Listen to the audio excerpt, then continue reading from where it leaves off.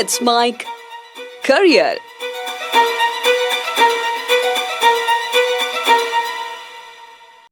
नमस्कार। Let's make policy watch में आज भारतमाला परियोजना। भारतमाला परियोजना सड़क परिवहन और राजमार्ग मंत्रालय द्वारा आरंभ की गई एक राष्ट्रव्यापी सड़क संपर्क योजना है, जिसका लक्ष्य देश भर में निर्बाध और कुशल सड़क परिवहन का निर्माण करना है। इसका पहला चरण वर्ष 2017 में घोषित किया गया था और उसे 2022 तक पूरा किया जाना था। हालांकि वित्तीय बाधाओं और कार्यान्वयन के विलंब के चलते इसे अब वर्ष 2027-28 तक विस्तारित कर दिया गया है।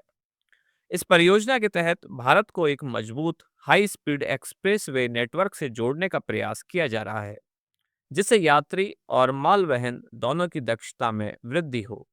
यह परियोजना पीएम गति शक्ति राष्ट्रीय मास्टर प्लान के तहत अन्य योजनाओं जैसे कि Sagarmala, dry port network, railway corridor इत्यादि के साथ समन्वय स्थापित करती है। परियोजना की प्रमुख विशेषताओं पर नजर डालें तो भारतमाला परियोजना बहुआयामी है और विभिन्न कॉरिडोरों के निर्माण और उन्नयन के साथ साथ लॉजिस्टिक्स दक्षता में सुधार पर केंद्रित है।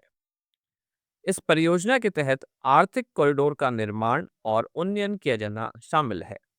लगभग 26,000 किलोमीटर की लंबाई में आर्थिक कॉरिडोरों का निर्माण और सुदृढ़ीकरण किया जा रहा है, जिसमें स्वर्णिम चतुर्भुज और उत्तर दक्षिण एवं पूर्व पश्चिम कॉरिडोरों को भी सम्मिलित किया गया है।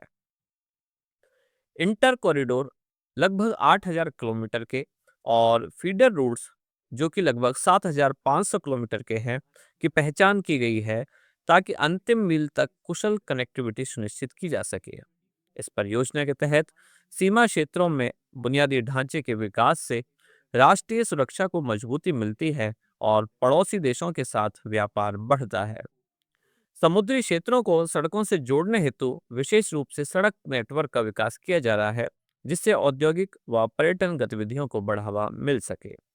इस परियोजना के तहत ग्रीनफील्ड एक्सप्रेस वे भी बनाए जा रहे हैं। उच्च यातायात सघनता वाले क्षेत्रों में नए एक्सप्रेस वे बनाए जा रहे हैं, जो आधुनिकतम डिजाइन व तकनीकों पर आधारित है। आइए नजर डालते हैं कि इस योजना का वित्तीय प्रबंधन और संसाधन किस तरह से उपलब्ध कराए जा रहे हैं।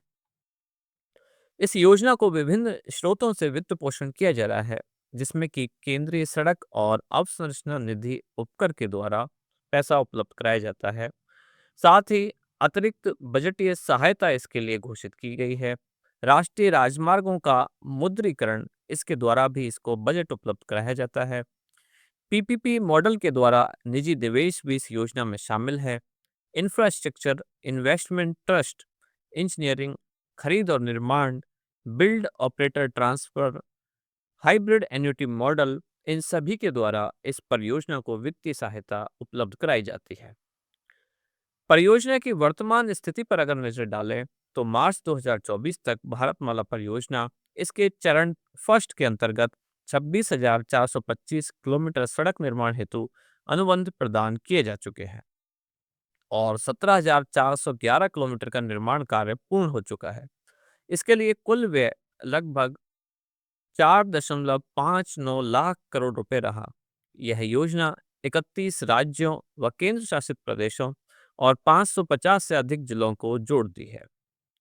आइए अब देखते हैं कि कौन सी परियोजना इस योजना से समानताएं रखती हैं। भारतमाला परियोजना के अलावा भारत सरकार द्वारा सड़क एवं बुनियादी ढांचे के विकास हेतु अन्य योजनाएं भी चलाई जा रही हैं, जैसे कि प्रधानमंत्री ग्राम सड़क योजना। ग्रामीण भारत की बस्तियों को सड़कों से जोड़ने के उद्देश्य से यह योजना वर्ष 2001 में शुरू की गई। ऐसी ही अगली योजना है राष्ट्रीय अवसंरचना पाइपलाइन। 100 लाख करोड़ से अधिक की लागत वाली इस योजना का उद्देश्य देश भर में आर्थिक व सामाजिक बुनियादी ढांचा विकसित करना है। इसके अतिरिक्त इसी तरह की एक योजना है स्वर्णिम चतुर्भुज परियोजना। यह दिल्ली, मुंबई, चेन्नई और कोलकाता जैसे 4 महानगरों को 4 से 6 लेन के राजमार्गों से जोड़ने वाली परियोजना है। सड़क अवसंरचना का राष्ट्रीय विकास में योगदान अगर हम देखें तो सड़कें किसी भी राष्ट्र की जीवन रेखा होती हैं। भारत जैसे विशाल और विविधतापूर्ण देश में सड़क नेटवर्क न केवल माल और यात्रियों की आवाजाही को संभव बनाता है, बल्कि यह आर्थिक, सामाजिक, रक्षा एवं सांस्कृतिक दृष्टि से भी देश के लिए अत्यंत आवश्यक है। इस योजना की आर्थिक प्रगति पर नजर डालते हैं। भारत की जीडीपी में सड़क परिवहन का योगदान 3.6% से अधिक है।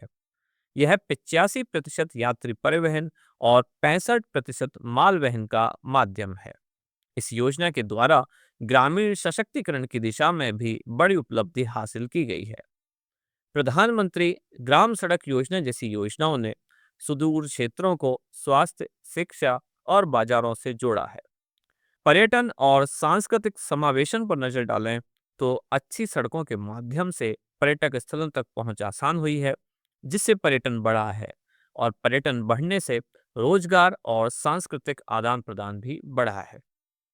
इसके अलावा यह योजना राष्ट्रीय सुरक्षा के लिए भी सकारात्मक परिणाम लेकर आई है। सीमावर्ती क्षेत्रों में संपर्क और रसद को सुदृढ़ करने हेतु सड़कें सामरिक दृष्टि से बेहद महत्वपूर्ण हैं। जहां योजना की सफलताओं के बहुत सारे किस्से हैं, वहीं इसके सामने कुछ चुनौतियां और चिंताएं भी हैं। आइए नजर डालते हैं योजना के समक्ष उपस्थित प्रमुख चुनौतियां और चिंताएं क्या-क्या हैं। भारतमाला जैसी परियोजनाएं देश को आधुनिक बुनियादी ढांचा देने की ओर अग्रसर हैं, परंतु इनको पर्यावरणीय प्रभाव, सामाजिक प्रभाव, आर्थिक चुनौतियां, शासन संबंधी समस्याओं जैसी चुनौतियों का भी सामना करना पड़ रहा है। सड़क निर्माण से वन कटाव, जैव विविधता की क्षति, ध्वनि और वायु प्रदूषण की समस्या बढ़ती है। कार्बन डाइऑक्साइड उत्सर्जन में भारी वाहनों का प्रमुख योगदान है। भूमि अधिग्रहण, पुनर्वास में कमी, सड़क दुर्घटना, ट्रैफिक जाम, इस तरह की समस्याओं ने सामाजिक चिंताओं को जन्म दिया है। वहीं सीएजी की रिपोर्ट के अनुसार कई परियोजनाओं में लागत 40% से अधिक बढ़ गई है। समयबद्ध क्रियान्वयन और रखरखाव की कमी दीर्घकालीन लागत को बढ़ाती है। भ्रष्टाचार, नीतिगत अस्पष्टता और नियोजन की कमी खराब गुणवत्ता की सड़कों व अधूरी परियोजनाओं को जन्म देती है।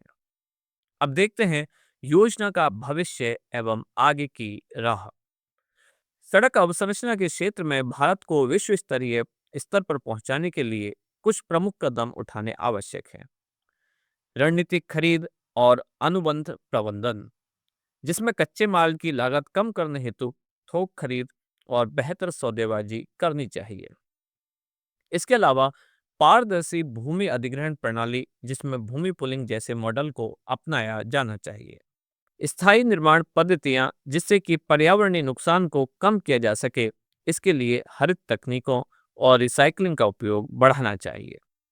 इसके साथ साथ स्थिर कर नीतियां, जिससे कि जीएसटी जैसे अप्रत्यक्ष करों में स्थिरता लाकर परियोजना की लागत को और इसकी अनिश्चितता को कम किया जा सके। साथ साथ योजना में जन भागीदारी को भी बढ़ाया जाना चाहिए। योजना निर्माण से लेकर कार्यान्वयन तक स्थानीय समुदायों को इसमें शामिल किया जाना चाहिए।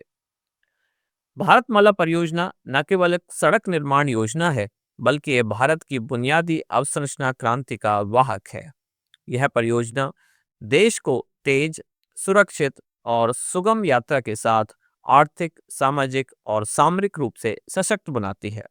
हालांकि इससे जुड़ी चुनौतियां भी हैं, परंतु यदि शासन, पर्यावरणीय संतुलन और पारदर्शिता को संतुलित करते हुए इसका कार्यान्वयन किया जाए, तो यह 2047 के विकसित भारत के लक्ष्य को प्राप्त करने में एक निर्णायक भूमिका निभा सकती है।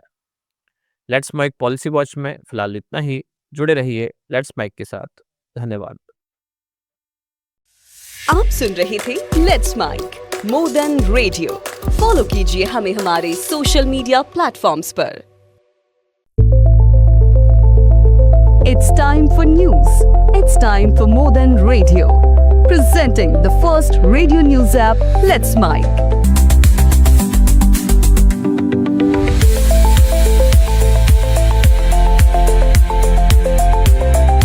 Download the app now from Play Store. Available both on Android and iOS mobile phones. Follow us on YouTube, Instagram, Twitter, LinkedIn, Facebook, Telegram, WhatsApp, Snapchat. Let's talk, let's connect, and let's mic.